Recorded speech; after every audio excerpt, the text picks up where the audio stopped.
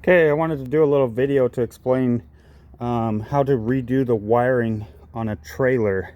So if you get a trailer and you want to do, a lot of them have the old style incandescent bulbs. You got to worry about unhooking it and making sure they don't explode when they go in the water because they're hot. So I go on Amazon or eBay and you can get LED submersible light kits. This last style I got has these bolts that slide in the back. I don't like those. If you can get the ones with the posts, I try and get that one. They come with these extra marker lights if you need them. Comes with wire, comes with a license plate frame, comes with these splice deals, and the wire nuts, I do not use those.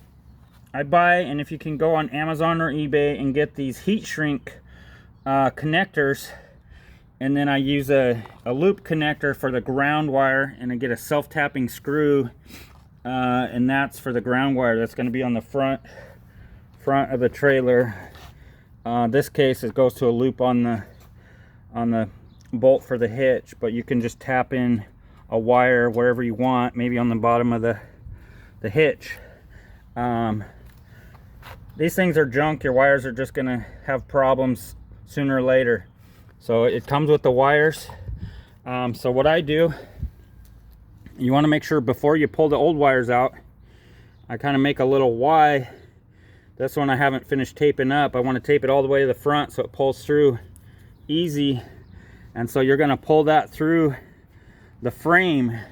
So this is the whole wire. So you start from the front and then you pull it through. In this case, the wire goes down.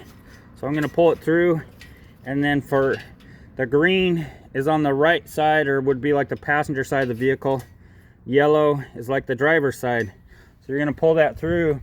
Sometimes they have a side marker light, and you might have to clip those wires, and there'll be a hole somewhere in the frame. And so you might use a little pick tool when you go to redo it and pull the wire out and splice into that. So you're just going to pull that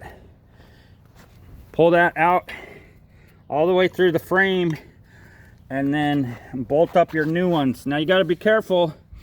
A lot of these ones happen to have a lock washer on them. Some of the kits, those nuts don't like to stay on there very well.